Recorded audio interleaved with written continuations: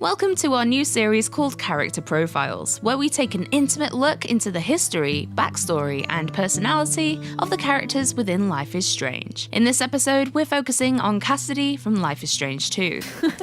Ready? Wait, are you serious? Goddamn right. We'll be looking at some exclusive Don't Nod material from the development of Cassidy that sheds light on her wider backstory. But please bear in mind that unless it is stated somewhere in-game, it isn't confirmed as canon. But we think it's just cool to show you a bit of behind the scenes. Spoiler warning for Life is Strange 2, episodes 2 and 3. Boy, you won't be disappointed. As mentioned in our unusual Easter eggs video, Cassidy's name is a reference to the famous outlaw Butch Cassidy. However, seeing as we never find an official identity document for her in her tent, could this mean that this isn't her true name? We first bump into Cassidy at the end of episode 2, busking at the Beaver Creek Christmas Market. You can listen to her song, a cover of I Found a Way by First Aid Kit, and if you stick around till the end of the tune, she'll say, Wow, you made it all the way through. Weird. Cassidy has a playful streak to her personality. She'll teasingly ask if Sean has a crush on her. What? No, I mean... Relax, dude. It's cool that you listened. And when Nick reprimands her and Finn for not having their dog on a leash, she sarcastically mocks him before departing with a Merry Christmas! But that's not to say she can't be serious and down to earth too. Nobody gives a shit about us. One of the most striking aspects of Cassidy's look is her purple hair. Styled with an undercut, a messy fringe, and gathered over one shoulder, her hair is adorned with various clips and ties. Your hair looks so cool. Is it a wig? Well, what do you think? Unkempt dreadlocks were always a part of her design as far back as 3 years ago in the development process. With her vibrant locks, scruffy clothes, and ear tunnels, she stands out in the small and nosy town of Beaver Creek. But as a wandering busker, she comments that she feels invisible. People are usually too busy to care. Her attire alludes to the fact that she's been a drifter for some time. There are patches on her jeans, one of which includes the recurring all-seeing eye, which is found multiple times in the previous games too. On her feet, she sports black-heeled hiking boots laced with mismatching blue and white shoelaces, but interchanges these with some multicolored high-top trainers whilst in the camp. Cassidy is a huge advocate of tattoos, with numerous designs covering her body, including a dragon on her upper left arm and a tree on her left thigh. She can even persuade Sean to get a tattoo too. The best way to remember somebody is a tattoo. And if he accepts, we'll give him a wolf or her own personal design. It looks good. If Sean asks Cassidy if she has any regrets with her body art, she says, Nah, they're all parts of me. Good or bad.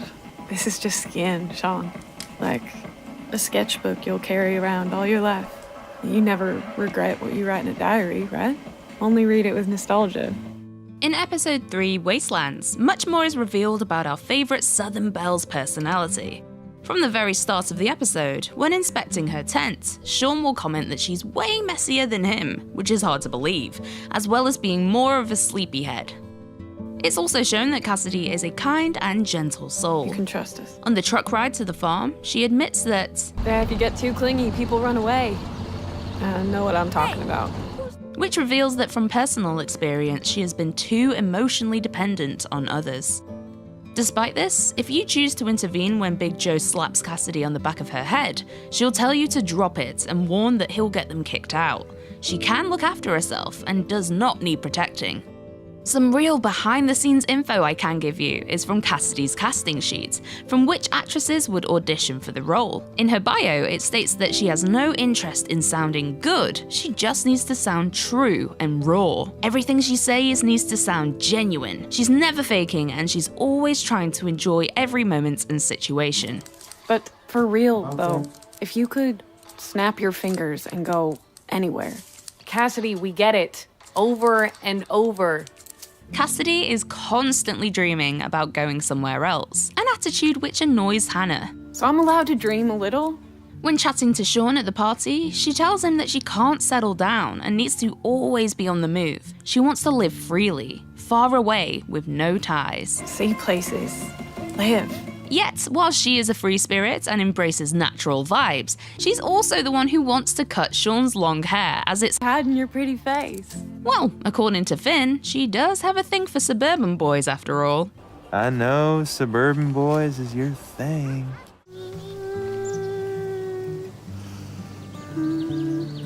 All these empty streets have found a way out. Hey, You'll usually find her working on a song on her guitar. She's a talented singer and guitarist, and in episode 2, Sean says that she should go on one of those talent shows to display her gift to the world, to which she responds that it's not really her thing. I hate TV and show business shit. In an interview with Hardcore Gamer, Cassidy's voice actress, Sarah Bartholomew, said that her own interest in music helped her immediately connect with Cassidy. Sarah says, "I think the guitar and music is Cassidy's safe space. It's where she allows herself to speak from her heart and is vulnerable without hesitation. When she's playing, she's free. Music, dance, and art in general have always been in my safe space. Safe space is honestly too empty of a phrase to even describe it. It's my magical universe. It's what makes sense." Sounds like Cassidy and Sarah would be good friends. Like most of the drifters, Cassidy hasn't had the easiest past life. This is explained when Sean is sketching her in the camp in episode 3, and she comes over to chat. Boo!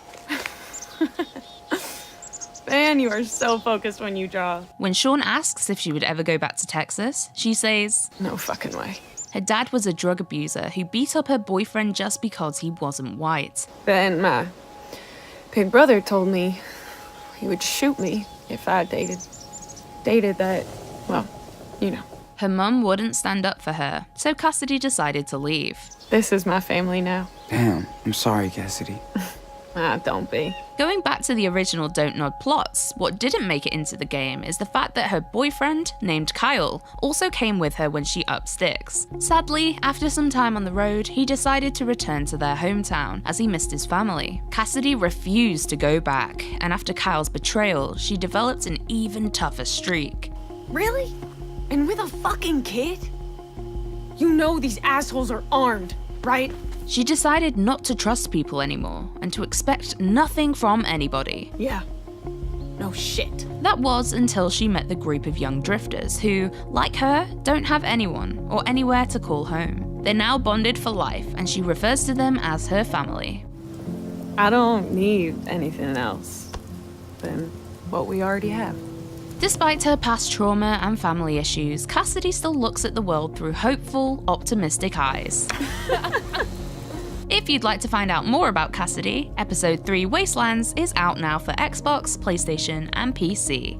Who do you want us to explore in character profiles from Life is Strange 2 next time? Tell us in the comments. Make sure that subscribe button is ticked, as well as notifications, so you can be reminded when we create new videos. We also want to give a special comment shout out in each video, so make sure you continue commenting and you could be in the next one. We've got Joshua Helau, who says, "I just want to thank all of the team of Life is Strange for putting together and creating the most memorable games of my life. They will always make me feel so happy talking about their games. It's a feeling no one can explain after years of watching the story unfold. Merci." Hayden Garcia says, "I just want to give a big congratulations to all of you. May the forces of time and wind keep you safe." The forces of time and wind, that's pretty cool. This comment from Jeremy Moore says, "I really love the time skips and the anticipation, to be honest. I feel like I'm on the road with the boys." Pointless_OK says, "To all the people that work on the soundtrack, thank you. You make the atmosphere feel amazing." Baytrix says, "Finn sitting all alone is the representation of my social life." Same. And finally, Stephen Gates says, "Thanks, Jonathan Morale. This is an amazing soundtrack." I've been Lucy from the Life is Strange team at Square Enix, and we'll see you later.